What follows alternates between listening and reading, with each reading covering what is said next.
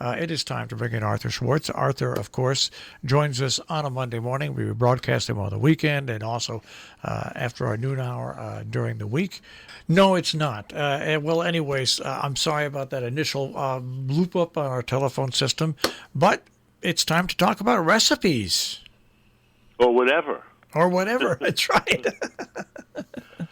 I didn't have to look this up because I'm an old-time food editor and I know my holidays and what you're supposed to write about on the different holidays. So it's Martin Luther King Day, and every year since it became Martin Luther King Day, there are stories about what were his favorite foods. And they're all the likely suspects. I mean, he was a Southerner. He was from Georgia. So he likes, smothered everything, including, I had a note this a few years ago, smothered steak. And I'm thinking, what's smothered steak? I didn't know that one. But then I realized if you're poor, and many of us are or were, you can't afford, really good steak like you can grill and be tender and delicious. You have to braise meat because it's inexpensive cuts of meat that you can afford. So braised steak is probably not steak at all. I mean, it's some kind of chucks. I'm thinking cut into slices like a steak. Reminds me of the Neapolitan dish, steak alla pizzaiola, which means steak in the fashion, in the mode, in the style of the pizza maker, the pizzaiola. And the pizza maker, the most basic pizza in Naples is called, and of course, pizza, as we know, it was invented in Naples. It's evolved, but and they still make the creative, but also the traditional pizzas. So the most basic pizza in Naples is called marinara, and it's just the pizza dough baked with a topping of tomatoes, oregano, and garlic. Now, if you add cheese to that and some basil, it becomes a margherita. But the more basic than a margherita is a marinara. But they don't call the dish steak marinara. They call it steak alla pizza. It's very confusing. But it's the topic for a marinara pizza, but put on steak. So, flashback 30 years ago, I knew all about steak pizzaiola because it was an Italian-American dish, too. I mean, you could get it in a pizzeria, in fact. I always wanted to write a story when I was working at the Daily News called Eating at the Back of Pizzerias, because sometimes in the front of the pizzeria, of course, they're serving pizza, but they're often, at least in the old days, 25 years ago, there was a back room where you could get more than pizza. And there were a few places in Brooklyn that I used to go to eat in the back room. Anyway, back to steak pizzaiola. So the other day, 25, 30 years ago, I knew all about it, but I'm in Naples researching my book, Naples at Table, and I go to cook in the kitchen of the fanciest traditional restaurant in Naples, and no longer exists. COVID really did it in. Anyway, and the chef, whose name is, I'm old, I don't remember names. I can't remember his name, but I remember him very well. And he, as a young man, maybe a teenager, went to London to become a chef.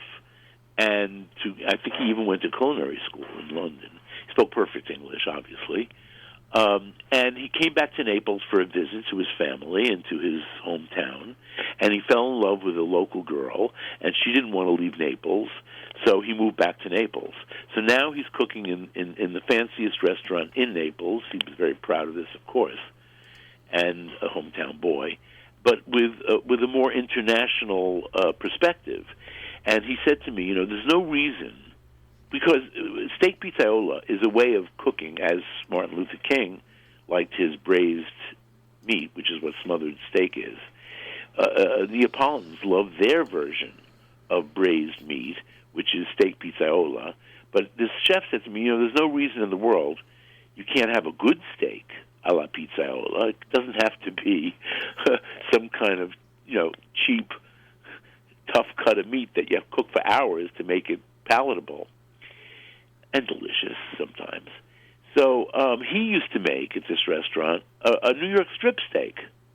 And then he would put on top of it, he would deglaze the pan with tomatoes, crushed tomatoes, canned tomatoes, by the way, oregano, lots of oregano, dried oregano, and chopped garlic, not sautéed first, just everything put in the pan at once, cooked for a few minutes, scraping up any little fond, any browned bits at the bottom of the pan from cooking the steak, and then put the steak back in for a minute on each side, just to heat it through again. And you've cooked the steak probably rare or medium rare, so it won't hurt the steak at all. So I did this last night, but I also did the old-fashioned one earlier this week because my preferred cut of meat for the old-fashioned long-cooked pizzaiola is chicken steak. Now, that's a name, what's called in the butcher business a fanciful name. It is a cut of meat that, in fact, is reasonably tender in part, but in fact also has a line of cartilage that goes down the middle. That's how you recognize this steak. It's an oval shape. It's not a steak. It's a slice of chuck.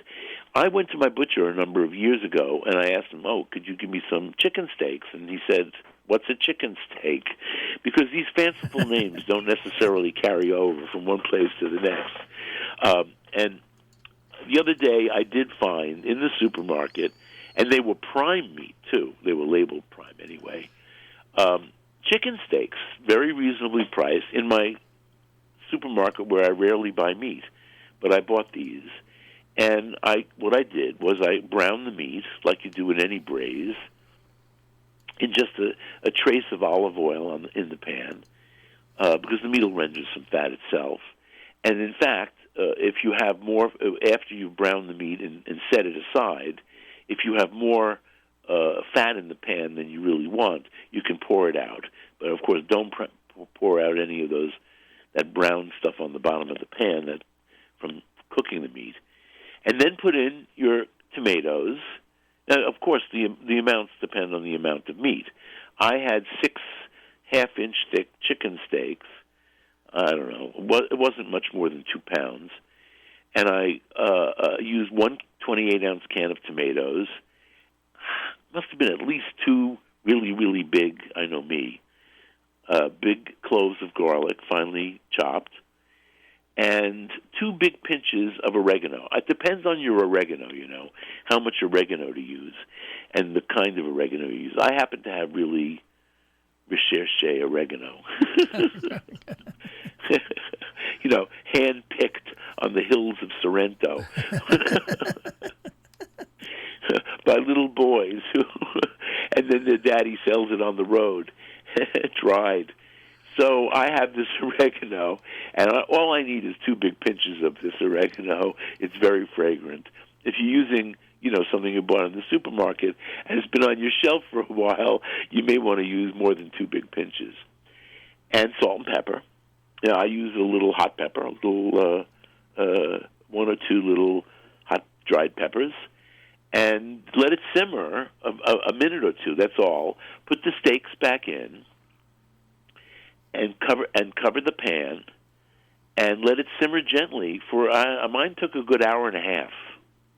So it's braised meat. It's, as Martin Luther King liked to say, smothered steak.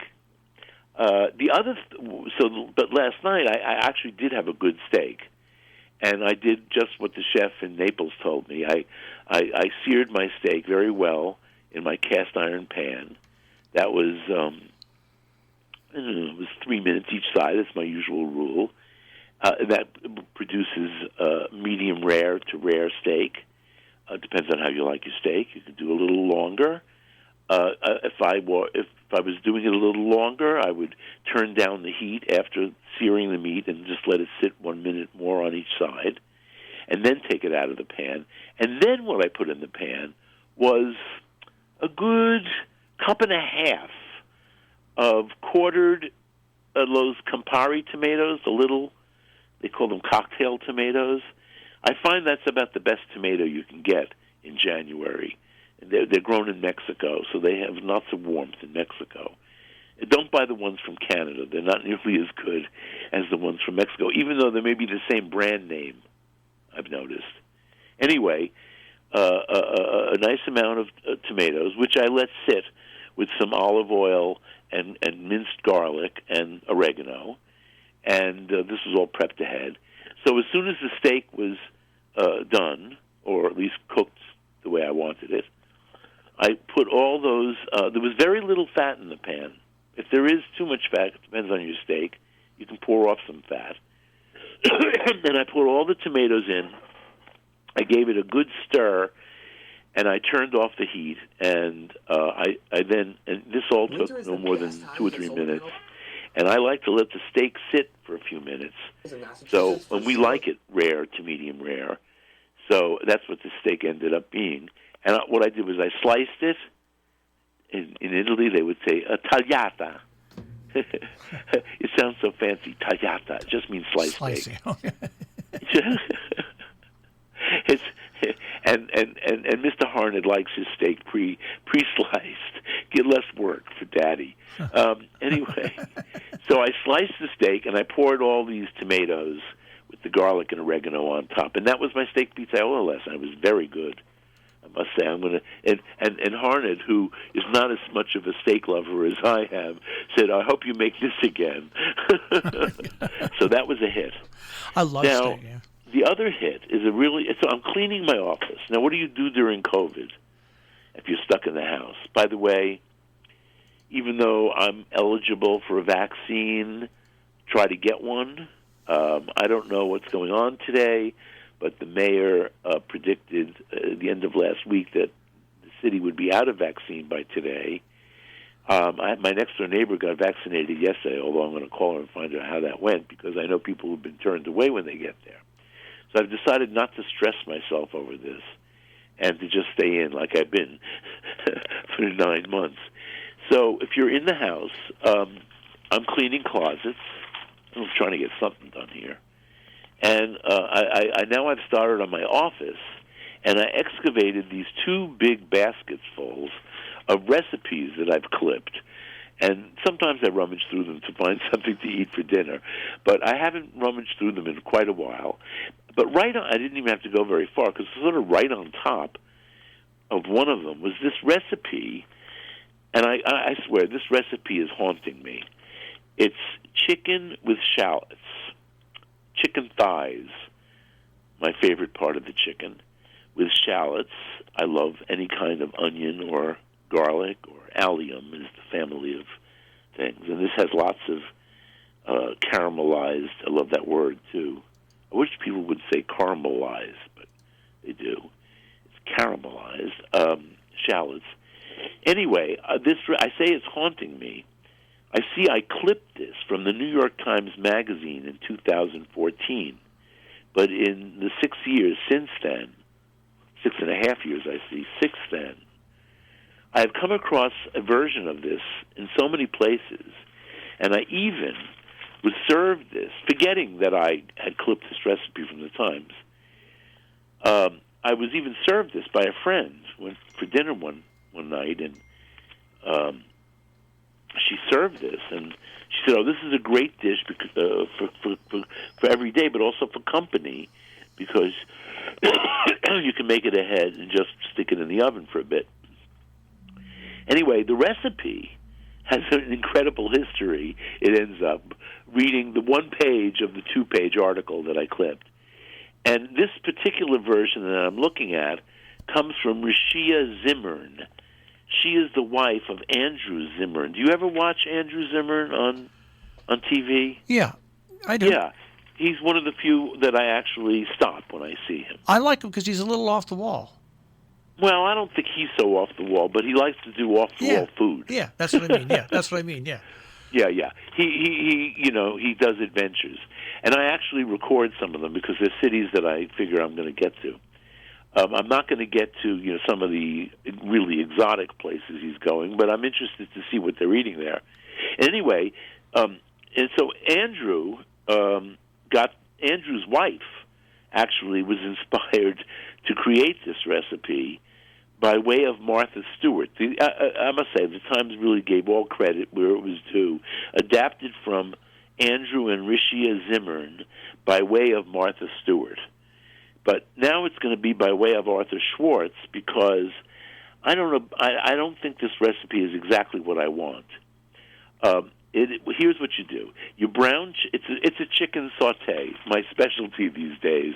We eat a lot of braised chicken thighs, meaning you brown the chicken thighs in a skillet, or I use a sauté pan, which is a straight-sided skillet, basically, with high sides. And mine has a nice cover, so that's why I use it a lot. But I just bought a universal cover. Do you know what a universal cover is? It fits any size pan. Yep. But the one that I got is a little cumbersome. It's a Kuhn Recon. It's very heavy stainless steel, overbuilt as most Kuhn Recon things are, which is why I like them. I mean, they're sturdier than sturdy.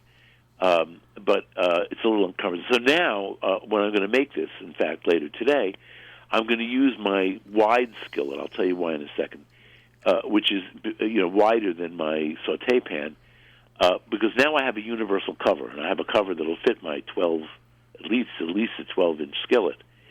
So you brown the chicken in a tiny bit of oil. Now the Zimmerns flour their chicken before, very lightly, but they flour it before browning it, and that would, of course, help to thicken the sauce that comes later, that's created in this pan. But I think I might leave that out. So they brown in butter, then they take the chicken out and put in their shallots. I'm going to use 2 smallish shallots per thigh, so I'm going to make 6 thighs. I'm going to have a dozen shallots. And you brown the shallots in what's left in the pan, which is now a mixture of butter and chicken fat. And then you add your liquid, which in their case is 2 cups of white wine. Now, as somebody who makes chicken sautés all the time, I will say that's a lot of white wine for even 8 chicken thighs, which is what they use. But here's the thing. It's about pans and pan size. I'm looking now, you can't go by the picture in the New York Times because that was styled. For instance, the chicken is still very well browned. After you braise it for at least 30 minutes in a covered pan, it is not going to be browned anymore. The skin will no longer be browned. So that was a trick. And the shallots that they put on top, I swear, were never cooked in the sauce. They put them aside. This is in the picture. And there are these beautifully caramelized, even a little blackish shallots on top. So, I don't know. It's not going to look like the picture. But they are using a very wide pan here. And I'm thinking, they use 2 cups of dry white wine. If I did it in my 12-inch skillet, that might be the right amount of wine. But since I always use my 10-inch sauté pan, it's too much white wine. In fact, I often do, well, not often, but often enough, make chicken mole. Now that I have a source of homemade mole paste, and I use 2 cups of water to poach my chicken in, and that doesn't even thicken. 2 cups of liquid in the pan, which gets to be more once you cook the chicken in it. Not less, actually. It is a lot of liquid. So I'm gonna do this today, but I'm gonna do it in my wide skillet and see what happens. I think in the wider skillet, the 2 cups might be okay. And then you flavor the white wine. This is the liquid in the pan, with 2 tablespoons of Dijon mustard. And here is the ingredient I didn't have in the house when I first wanted to make this, when I discovered the recipe in the pile of recipes, is tarragon. So I have tarragon now. I went out and bought some tarragon. 2 sprigs, whatever that means. I like a nice amount of tarragon. If I'm going to use tarragon, it is an herb that can take over. So if you don't love tarragon, be careful. If you use a small amount of tarragon, it'll just sort of meld in. Anyway, that's it. You cover the pan. You simmer for about 30 minutes. Take the cover off.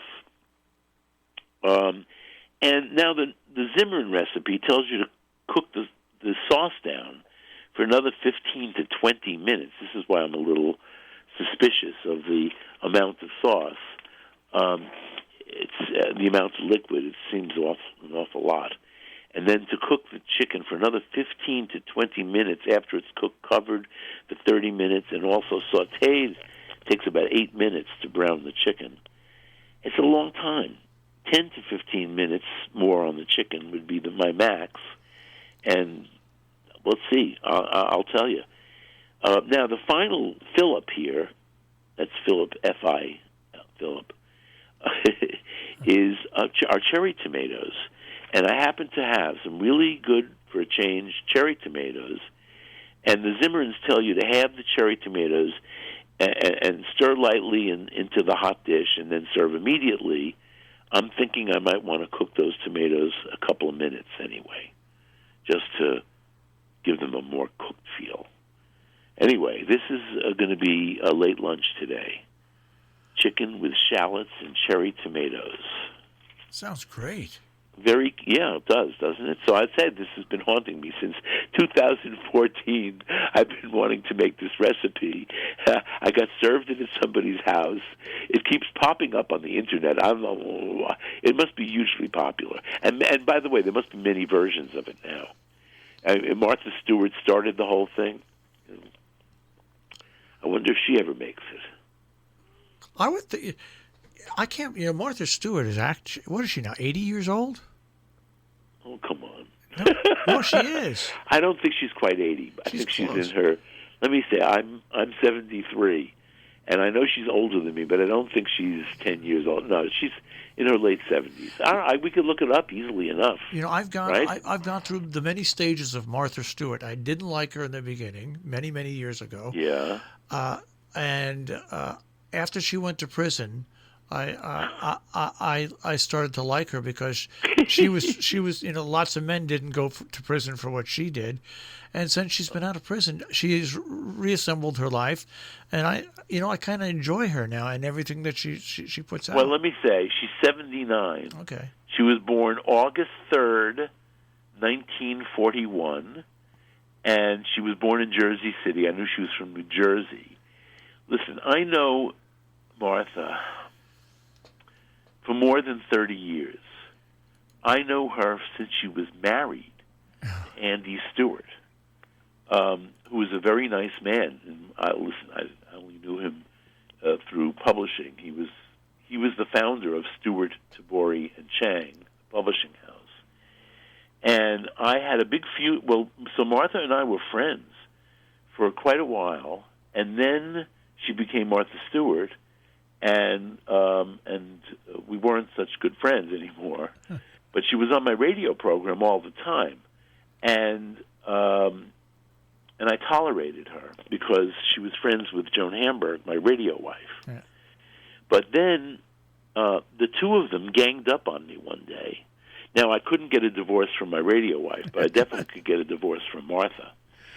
So she was horrible to me on my own radio program. So I stopped talking to her. So years go by, and I'm at a party. I don't remember for what, some kind of publicity party. And Mike Wallace and his wife were there. And I had never met Mike Wallace, but he was the hero of my college years because he was the most famous guy in my college fraternity, Phi Epsilon Pi. So I went over to him, and I said, "Oh, excuse me, Mr. Wallace, I was in Phi Ep at Maryland, and you were our big hero." And I couldn't remember the secret password or the handshake, which we had, but he did. And we were bonded, fraternity brothers. In walks Martha with her date, who was the art director of Martha Stewart Living magazine. And I was standing with Martha's food editor, Lucinda Quinn, and Lucinda, I don't know, somebody who Lucinda worked with in the kitchen. We were just sitting and chatting, standing and chatting, in the same little circle as, at this point, Mike Wallace and his wife, and there may have been another couple of people, everybody gathering around Mike Wallace. And Martha walks in, and she walks over to our little group, and she says hello to everybody except me, because we were feuding. Yeah. And Mike Wallace said to her, "Martha, you said hello to everybody except Arthur. That was rude." I loved him for that, right? Anyway, so Martha said hello to me. A couple of years go by. I wrote my Jewish cookbook, and Martha invited me on her TV program to cook my famous brisket. And I must say, that particular brisket that we cooked on the Martha Stewart show was the best brisket of my life. And it comes from De Braga, by the way, the company that I buy my steaks from when I'm in the mood for sensational steak and other meat. So that was De Braga was the regular provider of meat for her program. So Martha came in I was in the kitchen making sure that all the food we were going to do was up to my standard. It was beyond standard because they were really pros in that kitchen. And Martha walks in, very sleepy-eyed, no makeup. I realized she had been probably sleeping in the car. She was living in Bedford then, and she got limoed into the city to do her program. And I'm sure she was like sleeping in the car because she came into the kitchen to make herself breakfast. And she scrambled a couple of eggs for herself. And while I was standing there with her, she got really personal and told me things that she shouldn't have told me probably.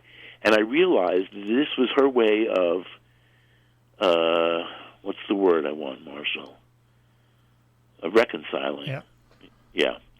So that was it. And I've seen her a couple of times since then. She's always very cordial. But so I agree with you. She's gotten nicer with age.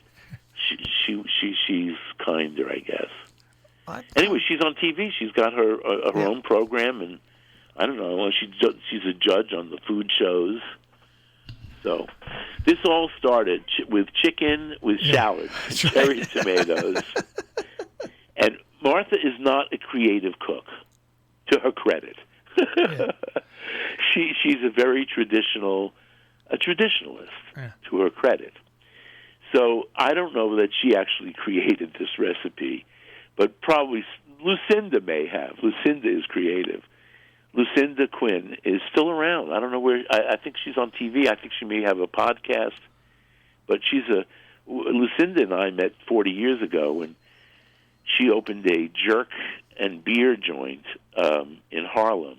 It actually was the edge of Harlem. It was the no man's land between Columbia and Harlem. And so she could attract both Columbia students and people from Harlem for jerk chicken and beer, because she had lived in Jamaica for years, and she was really very good at jerk chicken. All right. Well. All right. So anyway, you know what I'm eating for lunch? Well, let me know how it comes out next week. Of course. I mean, we all need comfort food in the next 2 days, because who knows what's going to happen. Well, we're all on edge. That's right. Well, I eat a potato every night because it relaxes me. A baked potato. Absolutely. Yeah. Carbs are unquestionably comfort. So we didn't have carbs, but my housekeeper's husband, who I'm very fond of, he's a chef, by the way, is now, because there are no restaurants to work in, he's working in an ice cream parlor where they do, scooping. Right. And it's a kosher ice cream parlor. And since there are so many diabetics among Jews, they have a whole range of flavors of no-sugar ice creams. So Irene brought me some last night. Now they have no sugar soft serve. Oh, well, there's that was really good. They had both vanilla and pistachio. I have to say, all the flavors here are a little overdone. So, like the butter pecan, which is not really a butter flavor but an almond flavor, had too much almond extract, and the pistachio was a little over pistachioed and a little too green. But it made do. All right. Sitting there with a bowl of ice cream and eating it, it's hard to stop and go back and get another bowl. That's what I can tell you. Well, I know, but I'm on a diet where we're allowed all the fat we want. God bless you. So that in fact, you're better off eating fat than anything else on this diet. I discovered this. I had a really fatty day a couple of days ago. I was down a whole pound the next day. All right. It was a bacon for breakfast day. No eggs, just the bacon. A lot. All right. Well, we'll speak to you next week, Arthur. All right. Chicken and shallots. Bye-bye. Take care.